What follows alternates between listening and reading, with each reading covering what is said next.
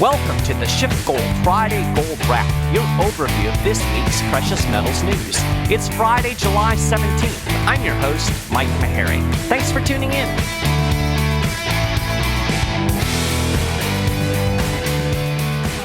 Well, gold went through a couple of corrections this week and dipped below $1,800 an ounce a couple of times, but generally managed to hold its ground.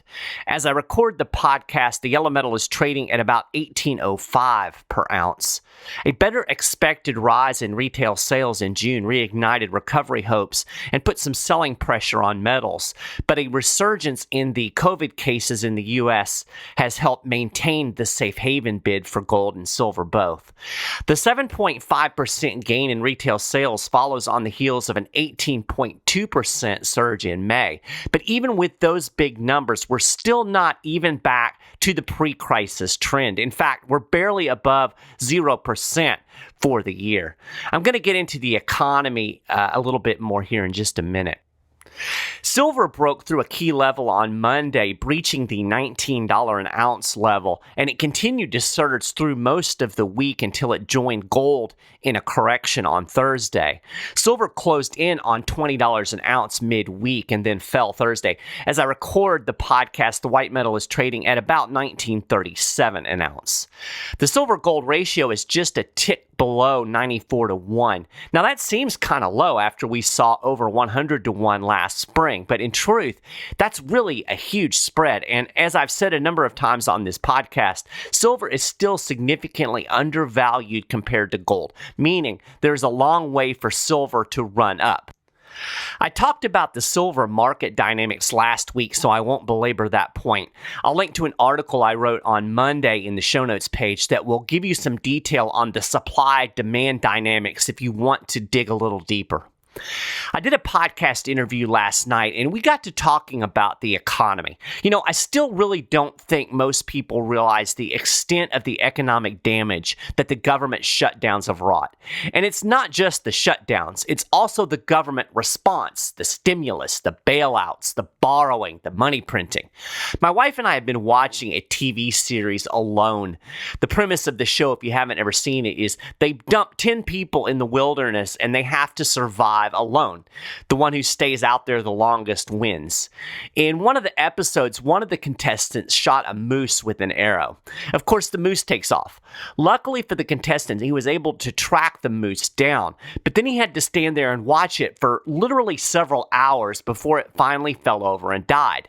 Now, this whole time, the animal looked fine. He was up. He was kind of walking around. You would have never known just by looking that the moose was mortally wounded. I think the economy is like that. It's wounded. It's going to die. But right now, it looks okay. So people are fooled into thinking that it's just going to run off and be just fine. I honestly don't think we're going to see the real impact of all of this economic turmoil for months, maybe even a year or more. But if you look close at the economy, if you look at what's going on, you can see the wounds. Just consider the fact that we're continuing to see over 1 million unemployment claims every single week. This week it was 1.3 million. People are blaming the resurgence of the Rona, but I don't think that's just it. I mean, that's certainly a huge factor, but there's more to it. Businesses that were holding on by a fingernail are giving up the ghost. Savings is running out. Stimulus money is running out. They can't hang on any longer. And I think this is going to accelerate. I'll give you an anecdotal story. An iconic college bar in Lexington, Kentucky filed for bankruptcy this week. It's called the Two Keys Tavern. It's right on the edge of the University of Kentucky campus. It was a big hangout when I went to school at UK in the 1980s. It was a big hangout when my daughter went to UK just a couple of years ago. In fact, Two Keys has been there for 65 years. But after all of the economic shutdown, it couldn't make rent. Poof. Iconic business gone. That's happening all over the country. The foundation of the economy is rotting away. You can also tell there's a problem just when you're out and about. I was talking to a friend of mine who was mentioning the fact that grocery prices are going up. And, there are still shortages of some products. Weird things, like my wife couldn't find a low-fat salad dressing the other day. That's because supply chains are jacked up. It's a lesson of the unseen that Bastiat tried to teach us over 100 years ago. Here's another one for you. According to one expert, between 20 million and 28 million Americans could face eviction between now and September. Now, that compares to about 10 million evictions over a much longer period of time following the foreclosure crisis in 2008. Emily Benfer chairs the American Bar Association's Task Force Committee on Eviction, and she was co-creator of the COVID-19 Housing Policy Scorecard with the Eviction Lab at Princeton University. She told CNBC the number of evictions is unprecedented. She said, quote, "We have never seen this extent of eviction in such a truncated amount of time in our history. We can expect this to increase dramatically in the coming weeks and months, especially as the limited support and intervention measures that are in place start to expire." One economist estimated the economic shockwaves from the government shutdowns could precipitate a 40% rise in homelessness this year alone. So, you'll never guess what Benfer's solution is. She wants a national moratorium on evictions. I guess that sounds good to a lawyer. Just force the landlord to let people stay in their homes without paying rent. But she's ignoring the unseen. Despite the stereotype, most landlords aren't wearing top hats and monocles and rolling around in piles of money. They depend on the income streams from their rents to pay their mortgages. If they can't pay the mortgage, then the bank forecloses on their property. That means the tenant is probably going to get forced out at some point anyway. Of course, I guess you could always bar foreclosures too, right? But that just shifts the burden to the banks. Banks depend on mortgage payments to stay solvent. Pressure on banks would mean fewer loans. And of course, all of the policymakers are depending on easy credit to keep the economy stimulated. So I guess the Fed will just have to print more money and bail out the banks.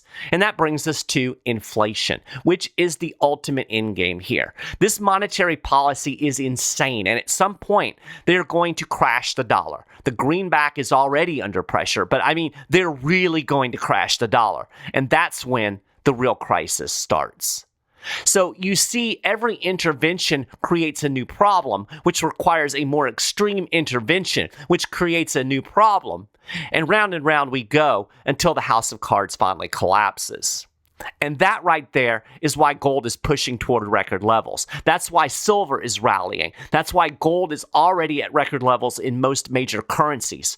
We live in a bubble economy that's only staying inflated because of all of these interventions. One nasty thing about bubbles is that they all eventually pop, and gold is the quintessential anti-bubble. I love that term, anti-bubble. I have to confess I taxed it. By taxed, I mean I stole it. But yeah, I taxed it from hedge fund manager Diego Perilla. As Bloomberg describes his fund, it's predisposed toward hedging the next big crash while generating capital over time. Perilla describes his strategy as a search for anti-bubbles, and that fund is up by like 47% on the year. Now, Peter Schiff has called the Fed policy of QE, infinity, and zero interest rates forever a monetary Hail Mary. Perilla describes it in similar terms. He said, what you're going to see in the next decade is this desperate effort, which is already very obvious, where banks and government just print money and borrow and bail everyone out, whatever it takes just to prevent the entire system from collapsing. See, Perilla gets it. He understands that the economic situation confronting us isn't just about the coronavirus. You could cure the virus today. That's not going to cure the economy.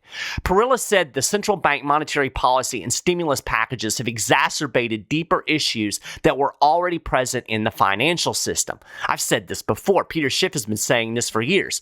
Our problems are rooted in the response to the 2008 financial crisis. The Fed kept interest rates near near zero for nearly a decade. That created all kinds of economic distortions, and it blew up all kinds of bubbles, the most obvious one being the U.S. stock market. So when the Rona hit, the Fed put the policy on hyperdrive, and it's managed to reinflate the bubbles. I mean, the stock market valuations right now are insane given the damage done to the economy. There is no rational reason for it other than monetary and fiscal stimulus. The Fed was perfectly willing to rewrite monetary policy when the crisis hit in order to prop up everything for just a little while longer. Padilla summed it up perfectly. He said, "What we've seen over the last decade is the transformation from risk-free interest to interest-free risk. And what this has created is a global series of parallel synchronous bubbles. One of the key bubbles is fiat currency, and one clear anti-bubble in the system is gold." Parilla said there's no reason to believe that the central banks are going to back off the money printing and bond buying. He said the bubbles are too big to fail, and mommy and daddy will do whatever it takes to prevent this. In other words, they're going to keep going until the dollar crashes. But what happens when the inflation really rears its ugly head? Is the Fed going to increase interest rates? I mean, that's the prescription for rising inflation. How will it ever raise rates with $1 bajillion of debt in the economy? I have no clue. Speaking of debt, that reminds me, we got the June Treasury report this week. The monthly budget deficit for June came in at $864 billion. That's an $864 billion shortfall in 1 month. Let me put this into some perspective for you. The top 4 yearly budget deficits in history came between 2009 and 2012 during the Great Recession. They were all over $1 trillion. The 5th biggest annual budget deficit was last year, $984 billion. Now, keep in mind, this was before the pandemic, so we had a deficit then that you would expect during a deep recession, even as everybody was talking about the greatest economy ever in the history of the world. So don't let anybody tell you the debt and the government spending is just because of the crisis. It was happening before the crisis. So anyway, do you know when the 6th biggest deficit in history was? Last month. The June deficit ranks as the 6th biggest when compared to all of the annual budget deficits in history. Full year budget deficits. June was the 6th biggest in 1 month. Crazy. That's how extreme the policy is right now. That's why we have bubbles, and that's why you need the anti-bubble, gold. If you want to know more about how gold and silver can help you weather this chaos, how it will fit into your personal investment strategy, I highly recommend talking to a SchiffGold precious metal specialist. You can call 1-888-GOLD-160, or you can just shoot them an email at info@schiffgold.com. These guys are great, and they can help you figure out how precious metals will help protect your wealth during what I think is going to be a lot of economic chaos down the road. So that is a gold wrap for this week. You can get more details on all of these stories and more, and keep up with the latest precious metals news and analysis throughout the week at SchiffGold.com/news. If you haven't done it already, you can subscribe to the Friday Gold Wrap podcast over at iTunes, on Stitcher, or on Google Play, or just subscribe to the SchiffGold YouTube channel. You'll find all of the links on the show notes page. And that's it. I appreciate you guys listening, and I'll talk to you next time.